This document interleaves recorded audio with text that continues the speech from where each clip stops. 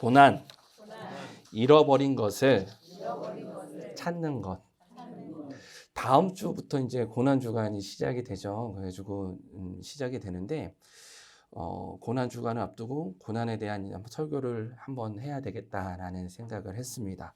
그래서 성도님들과 함께 같이 이야기를 말씀을 전할 거고요. 그리고 제가 좀 설교를 준비하면서 제 스스로 좀 다짐한 게 있는데 한 달에 한 번 정도는 좀 청년들을 위해서 좀 청년들이 듣기 쉽게 좀 해주는 하는 설교도 필요하겠다라는 생각을 했어요. 그래서 오늘 설교를 그렇게 맞춰서 준비를 해서 오늘 윤기 청년이 온 게 너무나도 감사해요. 오늘 청년에 맞춰서 좀 설교를 준비를 했습니다. 그렇다고 설교를 쉽게 준비한 건 아니니까 또 잘 따라오셔야 돼요. 아시겠죠? 아멘. 네. 성도님들 미로에 대해서 아세요? 미로? 이렇게 막 이렇게 가는 거예요. 끝도 없이 돌고 도는 미로. 저는요 미로를 싫어합니다. 애들 이렇게 수학 공부 같은 거 할 때 풀어주는 거 정도는 할 수 있는데 미로를 정말 싫어해요. 제가 왜 저는 미로를 왜 풀어야 되는지 몰라요. 잘 이런 걸 왜 풀어야 되나는 생각을 가진 사람 중에 한 사람이기도 한데요. 제가요 저희 아내하고 결혼을 하고 나서 어디에 갔었냐면 제주도를 간 적이 있습니다. 결혼해서 저희 첫째 이혜리를 낳고 간 적이 있는데 어디였냐면 제주도예요. 그중에 미로가 있는 곳을 가본 적이 있어요. 제가 제주도 여행을 가고 제주도에 가서 야 괜히 왔다 싶었던 데가 저기였어요. 왜냐하면 그냥 끝도 없는 거예요. 그냥 1시간 동안 미로를 헤매가지고 출구로 나와가지고 또 미로를 들어가는 거예요. 야 여기 정말 싫다라고 하면서 제가 싫어했던 적이 있습니다. 제가 이 미로라는 걸 생각해 보면서 저에게 또 드는 생각이 하나 있는데 뭐냐면 제가 미로라고 하면 제일 또 싫어하는 게 뭐냐면 부평 지하상가예요. 부평 지하상가 가보셨어요? 제가 학교 다닐 때 이제 부평역으로 이제 가가지고 이제 버스 타고 이제 학교를 갔다가 또 오는 게 부평역에 나오잖아요. 그러면 종종 제가 멀미를 하는 거예요. 왜냐하면 우선은 어떤 도로 어떤 길들이 출구가 있는지 제가 못 찾겠는 거예요. 여기 보세요. 보이세요? 되게 많죠. 엄청 많아요. 출구가 엄청 많습니다. 제가 왜 이 사진을 보냈냐면 외국에서 이제 그런 미로를 찾아다니는 사람들이 있어요. 그러니까 외국에서 이제 여행을 하는데 미로를 찾아다니는 사람이 있는데 대한민국에 여행을 가야 될 장소 중에 하나가 뭐냐면 부평 지하상가예요. 왜냐하면 던전이라고 불립니다. 던전이라고 불려가지고 출구를 찾기 어려운 곳이어서 외국에 있는 사람들이 부평 지하상가에 놀러 오는 거예요. 이렇게 출구를 찾으러요. 부평 지하상가가 이런데 정말 아주 놀라운 곳이 하나 더 있는데 어디냐면 일본의 신주쿠역이에요. 저기 보이세요? 신주쿠역이 있는데 신주쿠역은요. 일본의 한 방송사에서 일본의 신주쿠역의 출구를 조사를 했습니다. 몇 개가 나왔냐면요. 159개가 나왔어요. 159개가 나올 정도로 그 정도로 출구가 많아가지고 사람들이 그 출구를 찾는 게 굉장히 어렵다라고 얘기를 해요. 근데 실제로는 그 방송사 이후에 이제 나온 출구의 수는 이제 200개가 넘었다고 합니다. 그 정도로 이제 신주쿠역은 굉장히 불편한 미로와 같은 곳이 돼버렸죠. 도시도 그런 미로와 같은 도시가 하나가 있어요. 어디냐면 여기는 어디냐면 모로코의 페즈 메디나라는 도시예요. 이 모로코의 메디나라는 도시인데 이 모로코에서 세 번째로 큰 도시입니다. 근데 이렇게 보니까 잘 모르시겠죠. 이곳은 어떤 곳이었냐면 세계에서 가장 유명한 가장 큰 가죽으로 염색을 하는 곳입니다. 그래가지고 이곳이 어떠하냐 하면 세계 문화유산에도 등재가 되어 있는 도시예요. 근데 이 오래전부터 가죽 염색으로 유명하다 보니까 어떻게 되어 있냐면 도로가 굉장히 좁아요. 굉장히 좁아서 어떻게 되냐면 이렇게 미로처럼 온 도시가 이렇게 꼬불꼬불 다 연결이 되어 있습니다. 그래서 이곳에는 자동차가 다닐 수가 없어요.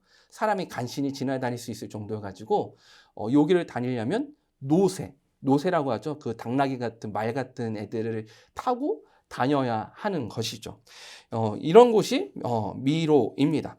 그래서 여기는 이 도시는 페즈 메디나라는 도시는 1200년 동안 9천여 개의 길이 만들어졌어요. 그래가지고 1200년 동안 9천여 개의 길이 만들어져 가지고 이렇게 막 꼬여 있는 거죠. 그래서 그 지역에 사는 사람들도 그 길이 다 어떻게 생겼는지 알지 못한다라고 이야기를 합니다. 그래서 이곳에 방문하신 분들이 굉장히 많아요. 여행으로도 되게 유명한 도시이기도 하거든요. 제가 왜 이런 이야기를 할까? 이 미로에 대해서 이야기를 할까? 간단합니다. 길을 잃기 때문에 그렇습니다. 미로라는 곳을 가게 되면 길을 잃게 됩니다. 왜 잃게 될까요? 그 길을 다 알지 못할 뿐더러 그곳에서 방향을 찾지 못하기 때문에 그렇습니다. 그래서 저는 미로를 굉장히 싫어해요. 제가 이 이야기를 한 이유는 간단합니다. 오늘 저와 성도님들이 읽은 이 성경이 길을 잃은 사람들에 대한 이야기가 있기 때문에 그렇죠. 성경은 길을 잃은 사람들의 이야기가 너무나도 많이 나와 있는 성경입니다. 저희가 봤을 때 아유 저 사람은 왜 저렇게 살아갈까라고 생각하는 대부분의 사람들은 성경 신앙 가운데 길을 잃은 사람들이 대부분이에요. 오늘 저와 읽었던 이 누가복음 15장은 대표적으로 잃어버림이 나타나 있는 성경이 누가복음 15장입니다. 그러니까 잃은 자들의 성경이라고도 할 수 있는 것이죠. 전부 잃어버린 것들에 대해서 이야기를 하고 있어요. 제가 간략하게 설명을 하자면 1절부터 7절까지는 잃은 양을 찾는 이야기가 있고 8절부터 10절까지는 잃어버린 동전, 드라크마 이야기가 나와 있습니다. 그리고 오늘 저와 성도님들 읽었던 11절부터 32절까지는 너무나도 잘 아는 잃어버린 아들에 대한 이야기가 11절부터 32절까지가 있죠. 이 누가복음 15장에 이 세 가지 이야기가 있는데 세 가지 이야기의 공통점이 두 가지가 있습니다. 따라해 보실까요? 잃어버린 것을 찾았다는 것과 벗과 이웃을 불러 잔치했다. 네. 벗과 이웃을 불러 잔치했다라는 겁니다. 이것은요, 무슨 이야기냐면, 이 이야기들 잃어버린 영혼들이 주님께로 돌아올 때 주님께서 얼마나 기뻐하셨는지를 이야기하는 성경이라는 거예요.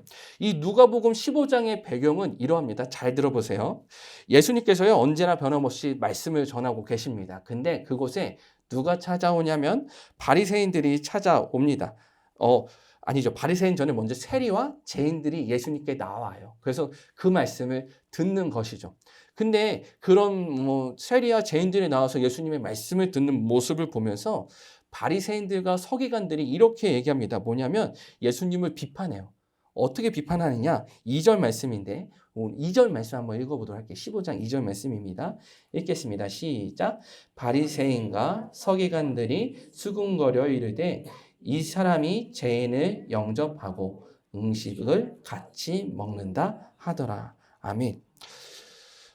예수님이 말씀을 전하고 있는데 그것을 세리들과 죄인들이 듣고 있는 모습을 보면서 그 모습을 보면서 시기 질투가 났는지 모르겠어요. 그래서 예수님의 행동 하나하나에 불만을 늘어놓습니다. 어떻게 하냐면 죄인들을 영접하고 환영하고 그들과 음식을 같이 먹는다라고 하면서 예수님을 이렇게 비난하는 것이죠. 근데 이 바리새인과 서기관들이 놓치는 게 있는데 예수님이 왜 세리들과 죄인들과 함께 말씀을 나누고 계셨느냐, 어떤 마음이셨냐는 거예요.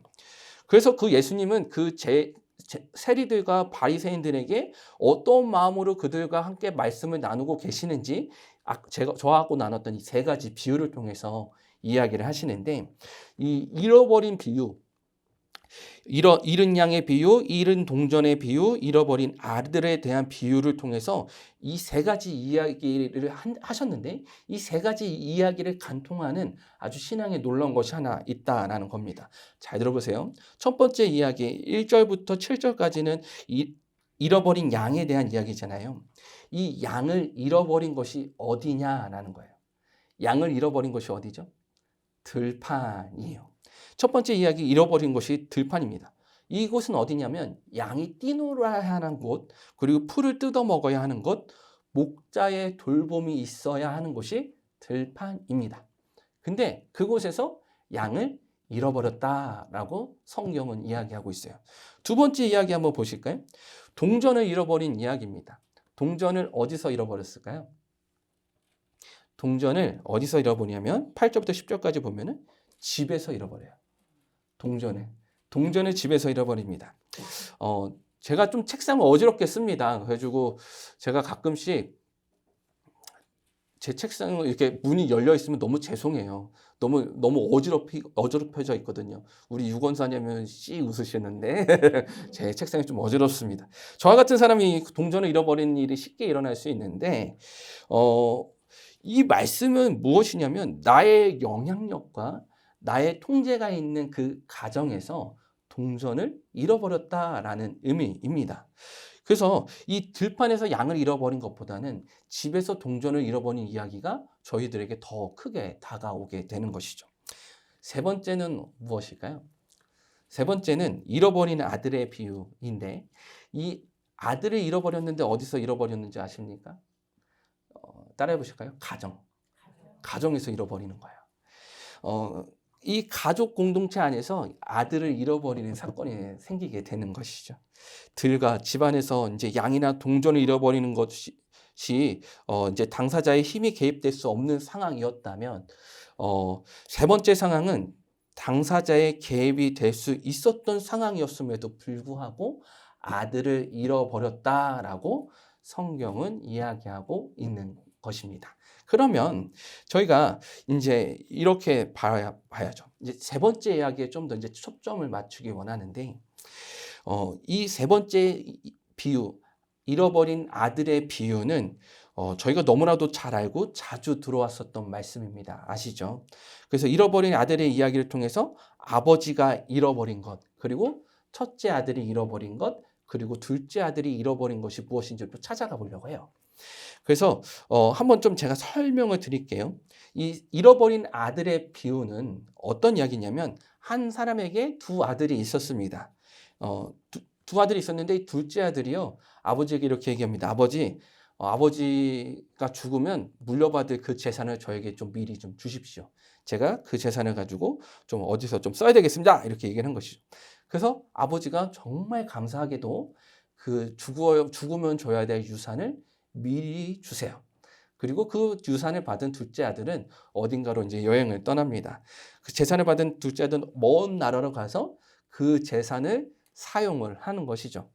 근데 이 재산을 불렸으면 더 좋았겠지만 안타깝게도 먼 나라에 가서 그 재산을 다 탕진하고 맙니다. 그래서 이 둘째 아들이 생각한 것은 무엇이냐면 안 되겠다. 아버지의 집으로 돌아가야 되겠다. 라는 마음을 가지고 아버지의 집으로 돌아갈 생각을 하게 됩니다. 그리고 아버지의 집으로 돌아가게 되는 것이죠. 그래서 아버지는 그 아들이 돌아오게 될 때 먼 곳에서부터 그 아들을 알아보고 이렇게 달려나가서 그 아들을 마주하게 됩니다. 그리고 그 아들을 위해서 축제를 열어요.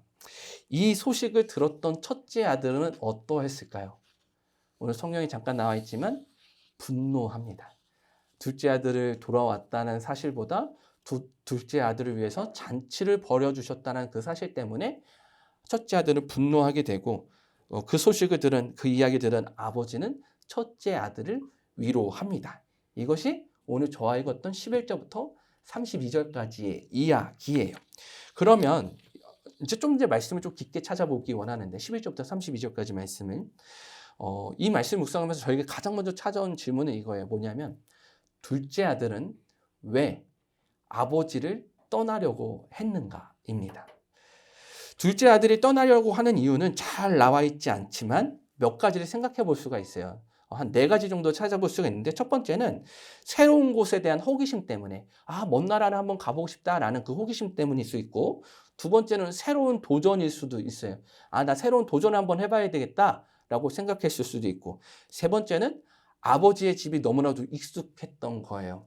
그러니까 한 20, 30년 살아보면 너무나도 이제 다른 곳에 한번 살아보고 싶다라는 생각이 들었을지도 모르겠어요. 아니면 이것일 수도 있다. 나 진짜 방탕하게 살아봐야 되겠다라고 생각했을지도 모르겠습니다.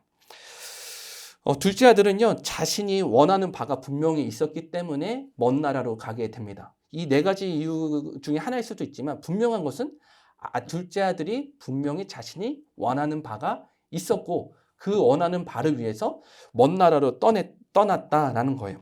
근데 이 원하는 바를 이루기 위해서는 아버지와 형에게 돌아가야 했고 아버지와 형에게 자신의 의견을 관철시켰어야 했습니다. 이거죠. 아버지가 죽으면 주셔야 될 유산을 저에게 미리 주십시오라는 그 이야기가 됐어야 되는 것이죠. 어떻게 보면 이것은 굉장히 버릇없는 이야기입니다. 이스라엘의 역사 가운데서 아들에게 유산을 미리 주는 일은 없었거든요. 그래서 아버지 죽으면 주실 유산을 저에게 미리 주십시오라고 말을 했다라는 것은 불명예스러운 일이었음에도 불구하고 둘째 아들을 사랑한 아버지는 그 아들의 말에 응답합니다. 유산을 미리, 재산을 미리 나눠주는 것이죠. 성경은 그 아들을 혼냈다라는 말조차 하지 않아요. 그러면 둘째 아들의 모습은 이런 둘째 아들의 모습은요, 오늘을 살아가는 우리 인간들의 모습을 아주 잘 보여줍니다. 하나님 안에서 창조함을 받은 존재지만 사실 우리는 하나님을 떠나고 싶어하는 존재들이다라는 거죠. 새로운 것, 물질의 부함, 쾌락, 자신의 욕구를 위해서 하나님으로부터 멀어지려고 하는 그런 본성을 가진 존재입니다.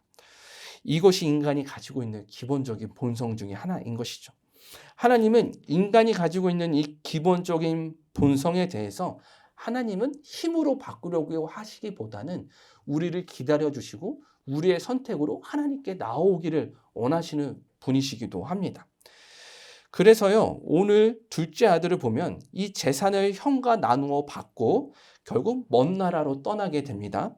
이 먼 나라를 갔는데 이 먼 나라에서 안타깝게도 흉년이 들게 돼요. 흉년이 들어서 재산을 탕진하게 될 정도로 이 흉년이 들어서 재산을 탕진하게 되지만 저희가 잠깐 알 수 있는 건 뭐냐면 흉년이 들어서도 몇 년이 지나서야 재산을 탕진을 하게 될 정도로 재산을 무척이나 많이 주었다라는 것을 저희가 또 알 수도 있는 것이죠.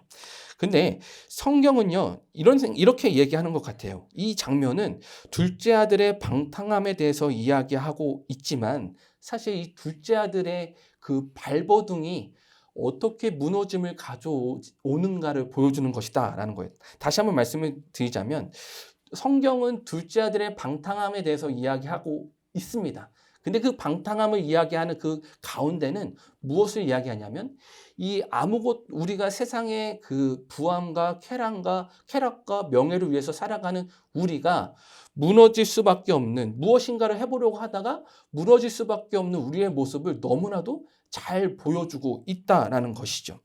아버지의 집을 떠나서 나의 힘으로 무엇인가를 해보려고 노력했지만 그 무너질 수밖에 없었던 둘째 아들의 모습. 만약 둘째 아들이 방탕함만으로만 살아가고자 했다면 사실 뻔뻔하게 아버지의 집으로 돌아갔을지도 모르겠습니다. 만약에 그냥 방탕함만을 위해서 살아갔다면 재산을 다 탕진하잖아요. 그러면 다시 아버지의 집으로 갔을 거예요. 바로. 근데 성경은 그렇게 이야기하지 않아요. 둘째 아들이 그렇게 살아갔지만 모든 것을 다 잃었지만 그곳에서 돼지를 치며 살아갔다라고 이야기하는 것은 무슨 말이냐면 즉 아버지의 집에 먹고 살아가고자 노력했다라고 하는 거예요. 무슨 말이냐? 눈치가 있었다는 거죠. 염치가 있었던 거죠. 내가 아버지의 재산을 다 받고 나왔는데 모든 것을 잃어버렸어요. 그러면 방탕하게만 살아갔던 그런 몰지각한 아들이었다면 다시 아버지에게 돌아가서 좀 채워주십시오라고 얘기했을 거예요. 그런데 그런 것이 아니라 모든 것을 다 잃었음에도 불구하고 돼지를 키우면서 했던 건 뭐냐면 아버지 염치가 없지만 그래도 아버지의 집에 다시 돌아가야 되겠다라는 그런 마음을 가지고 있었던 것이죠. 결국 그곳에서 돼지 지엄 열매를 먹으면서 지내게 됩니다. 돼지를 위한 음식이 있는 곳에서 그곳에서 먹고 살아가는 모습은 너무나도 고달픈 인생을 살아가는 우리의 모습을 너무나도 잘 보여줘요. 그리고 이 둘째 아들의 모습은 우리의 모습과도 너무나도 닮아 있습니다. 하나님의 우리가 힘들고 어려운 삶을 살아가고 있지만, 우리가 그런 나락의 삶을 살아가고 있지만, 그곳에서도 변함없이 하나님을 갈망하고 하나님을 사랑하는 우리의 모습도 너무나도 잘 보여주고 있는 것이죠. 하나님으로부터 멀어지게 될 때 경험하는 것이 있는데, 그것은 따라해 보실까요? 궁핍입니다. 삶의 궁핍, 영혼의 궁핍, 그런 궁핍들을 경험하게 되는 것이죠. 그래서 18절부터 19절 말씀은 이렇게 이야기하고 있어요. 저같이 한번 읽어볼까요? 읽어보시겠습니다. 시작. 내가 일어나 아버지께 가서 이르기를, 아버지, 내가 하늘과 아버지께 죄를 지었사오니 지금부터는 아버지의 아들이라 일컬음을 담당하지 못하겠나이다. 나를 품꾼의 하나로 보소서 하리라 하고. 아멘. 하나님으로부터 멀어지게 될 때 우리는 궁핍을 경험하게 됩니다. 그리고 우리는 잃어버린 것들을 경험하게 돼요. 오늘 둘째 아들이 18절부터 19절까지를 통해서 둘째 아들이 잃어버린 것을 이야기하는데, 따라해 보실까요? 정체성입니다. 18절부터 19절은 둘째 아들은 누구예요? 아들이에요. 근데 18절부터 19절은 둘째 아들은 자신이 궁핍함을 경험하게 됐을 때, 고난을 경험하게 됐을 때 아버지에게 이렇게 얘기합니다. 저를 종으로 여겨 주십시오. 품꾼의 하나로 여겨 주십시오. 라는 말이에요. 고난과 궁핍을 경험하게 된다면 우리는 정체성을 잃어버릴 수밖에 없는 것이죠. 우리의 삶의 영역에 궁핍이 찾아올 때 나타나는 가장 큰 문제는 정체성의 문제입니다. 내가 하나님의 아들이고 딸이라는 사실을 알지만 우리가 살아간 삶이 공고하고 궁핍하게 된다면, 하나님, 저 존재는 너무나도 보잘것 없습니다. 나 자신을 너무나도 낮추는 거예요. 이것이 둘째 아들이 실수했던 실수입니다. 망각해버린 것이죠. 3월이 되어가지고 개강을 하셨죠? 3월이 되면 우리 대학생들이 잘해야 되는 것들이 있어요. 뭐냐면 수강 신청입니다. 수강 신청을 잘해야 돼요. 저도요, 이번에 애들 개학하면서 가장 먼저 한 게 뭔지 아십니까? 방과후 활동 신청하는 거예요. 저녁 6시에 틀리지 않고 원하는 과목을, 원하는 그 방과후를 신청해야지 애들이 방과후 활동을 할 수가 있어요. 안 하면 애들이 집에서 주구장창 있어야 됩니다. 막 이런 거 있잖아요. 그래서 잘 선택해야 돼요. 왜 선택해야 되냐? 이것이 틀어져 버리면 모든 것이 꼬여버리기 때문에 그래요. 대학생들도 마찬가지예요. 3월이 되어가지고 수강 신청을 해야 되는데 이 수강 신청이 꼬여버리잖아요. 그럼 학생들이 이렇게 얘기해요. 인생이 꼬여버린다. 뭐 이렇게 얘기를 합니다. 실제로 학교와 직장 생활 가운데서 우리의 고난과 궁핍을 해서 그런 우리의 생각대로 뜻대로 진행되지 않는 것들이 우리의 삶을 꼬이게 만들고 우리를 무너지게 만든다라고 생각을 합니다. 특히 이제 청년들도 그렇고 우리 성도님도 마찬가지지만 우리 삶에 찾아오는 피곤함들, 어려움들, 그런 좌절함들이 우리를 하나님의 아들이요 딸로 생각하게 하기보다는 하나님의 종, 나는 보잘것없는 종이야 라고 생각하게 더 만든다라는 것이죠.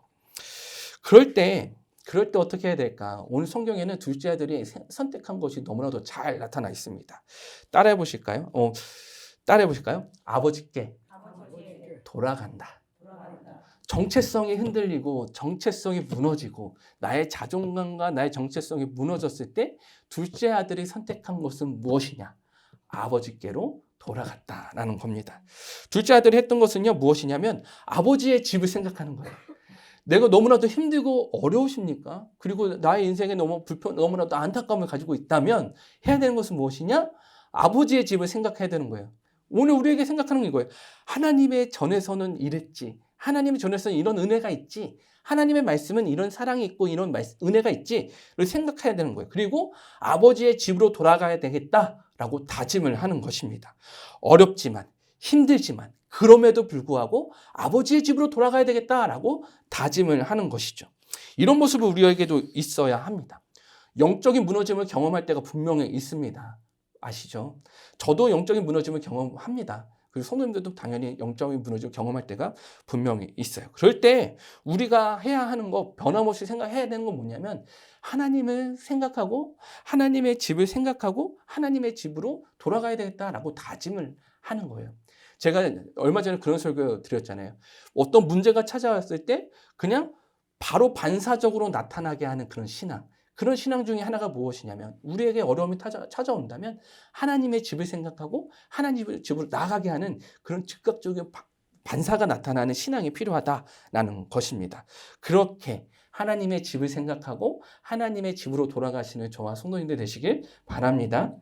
두 번째로요. 첫째 아들이 잃어버린 것이 하나 있습니다. 첫째 아들이 잃어본 것이 있어요. 따라해 보실까요? 아버지의 마음. 첫째 아들이 잃어본 것이 있는데 아버지의 마음을 잃어버리게 돼요. 29절부터 30절까지 말씀을 저와 같이 한번 읽어볼게요. 29절부터 30절까지의 말씀입니다. 읽겠습니다. 시작. 아버지께 대답하여 이르되 내게는 염소 새끼라도 주어 나와 내 벗으로 즐기게 하신 일이 없더니 아버지의 살림을 창녀들과 함께 삼켜버린 이 아들이 돌아오매 이를 위하여 살찐 송아지를 잡으셨나이다. 아멘. 둘째 아들이 돌아왔습니다. 둘째 아들이 돌아온 걸로 끝나지 않아요. 성경은요. 절대로. 둘째 아들이 돌아왔는데 첫째 아들의 이야기가 나오는 것이죠. 아버지가요, 돌아온 둘째 아들에 위해서 잔치를 베풀었다라는 소식을 첫째 아들에게 들리게 됩니다. 자신에게 이제 아들이 돌아왔으니 잔치에 참여하자라고 하는 그 아버지의 말에 아들은 이렇게 이야기를 해요. 첫 번째로는 하나님이 아버지, 저는요 아버지의 명을 한 번도 어긴 적이 없습니다. 두 번째, 그런데 재산을 탕진하고 돌아온 둘째 아들에게 어떻게 잔치를 베풀어 주실 수가 있습니까? 저를 위해서는 한 번도 해보신 적 없으시잖아요. 라는 말을 하는 거예요.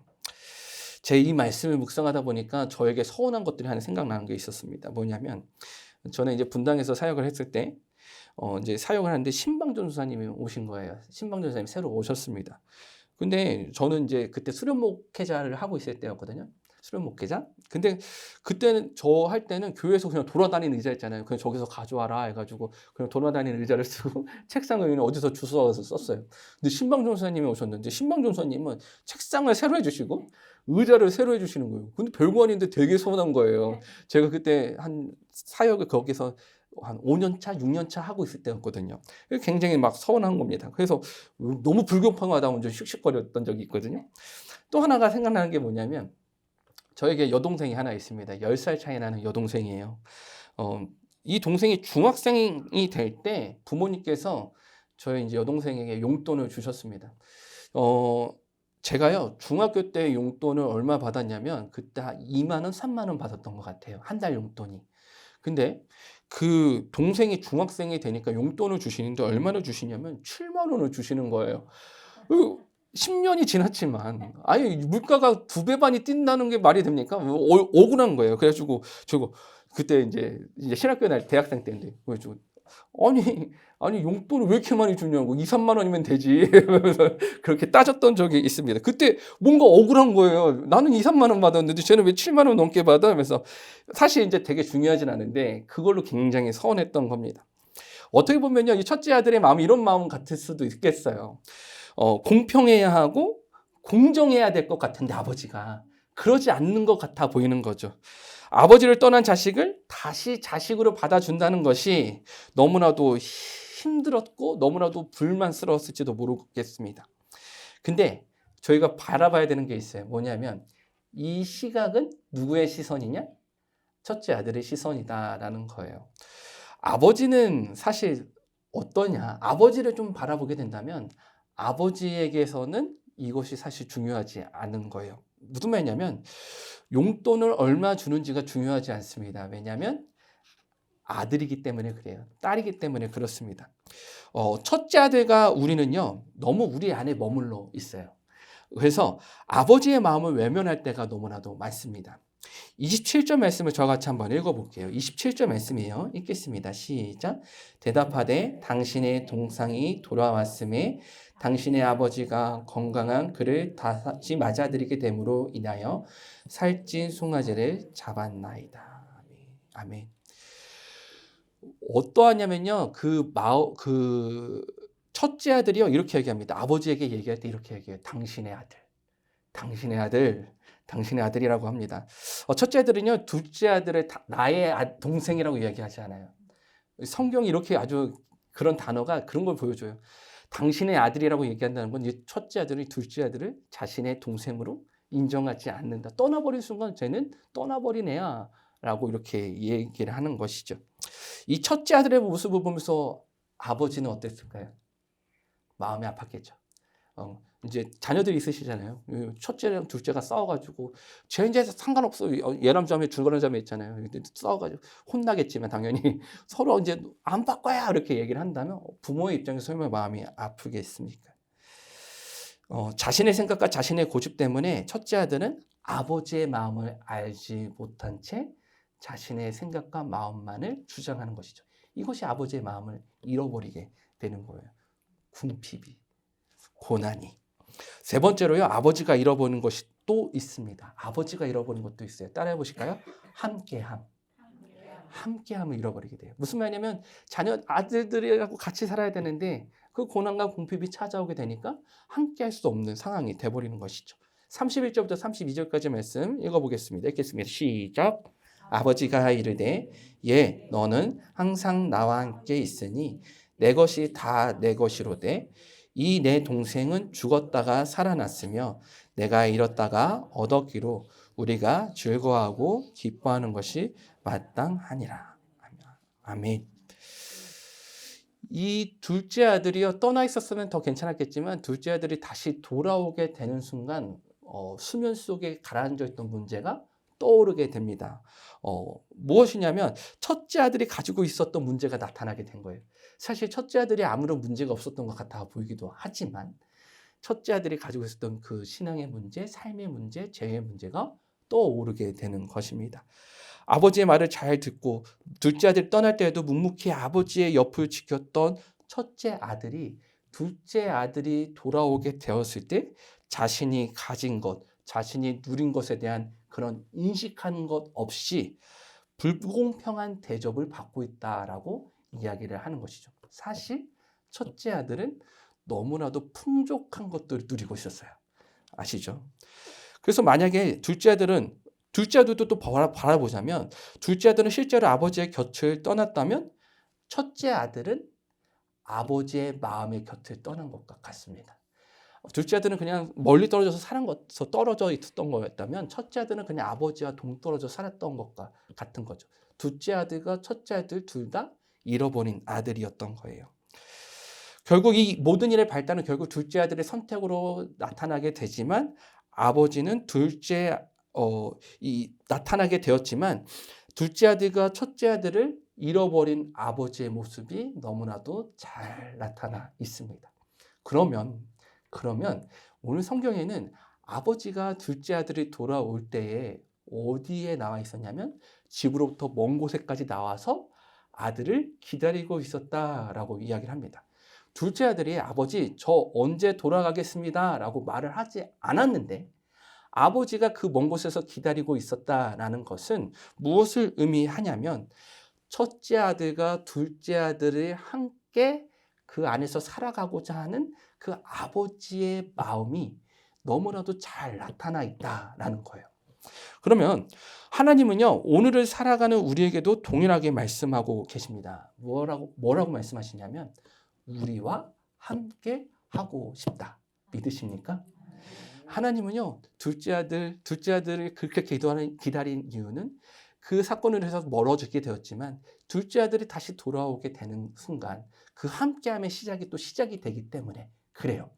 그래서 아버지는 그 바깥에서 기다렸던 것이고 하나님은 우리와 함께하고 싶어 하시는 것을 이 성경을 통해서 너무나도 잘 보여주고 계세요. 그런데 우리는 어떻게 하고 있느냐 한번 점검해 봤으면 좋겠어요. 하나님이 저를 떠나고 있지 않은가 아니면 첫째 아들처럼 아버지의 곁에 있다고 하지만 우리의 마음이 망가진 채 그냥 그 곁을 지키고 있진 않은가 한번 신앙적으로 한번 되돌아보아야 하는 것이죠.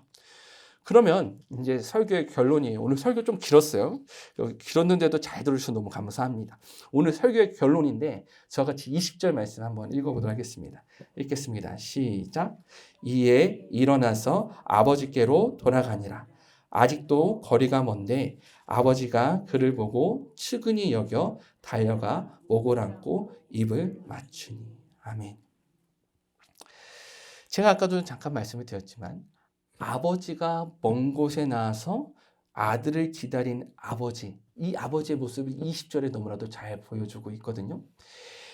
하나님께서는 그 함께함을 기대하고 계십니다. 근데 나아가서 또 이렇게 얘기해요. 뭐냐면 그 잃어버린 것을 찾는다는 것, 잃어버린 아들을 찾는다는 것, 하나님에게 잃어버린 아들, 딸을 찾는다는 것은 무엇이냐면 공동체에게 즐거움과 기쁨을 주는 일이다라는 겁니다.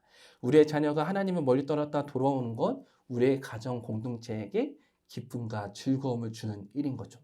오늘 윤기 청년이 이렇게 예배 자리에 나온 것도 우리 서곡교회 공동체에게 기쁨과 즐거움을 즐겁게 하는 아주 큰 힘이라는 것이죠. 잃어버린다는 것을 찾는다는 것은 그런 겁니다. 하나님께도 마찬가지예요. 잃어버렸던 아들이 다시 돌아와서 함께 할 수 있다는 것이 즐겁고 기쁜 일이어서 아버지의 마음을 보십시오. 어떻게 합니까? 잔치를 안 버릴 수가 없는 거예요. 잔치를 벌여서 그 찾아온 함께함에 기쁨을 누리는 것이죠. 사랑하는 성도님들, 잃어버린 것들을 찾으십시오. 우리가 하나님께로부터 잃어버린 것이 있습니까? 고난으로 인해서 잃어버린 것이 있다면 그 고난으로 잃어버린 것을 찾는 시간이 되시길 축복합니다. 우리 가운데 궁핍이 있습니까? 그렇다면 그 궁핍을 통해서 하나님을 찾으십시오. 하나님과 함께 하십시오. 그 하나님께서 기뻐하시고 즐거워하실 것입니다. 우리의 정체성을 찾으시면서 하나님의 마음을 찾으시는데, 그리고 마음을 찾음으로 인해서 우리의 삶이 기쁨을 누리는데 부족함이 없는 저와 성도님들 되시길 바랍니다. 기도하시겠습니다.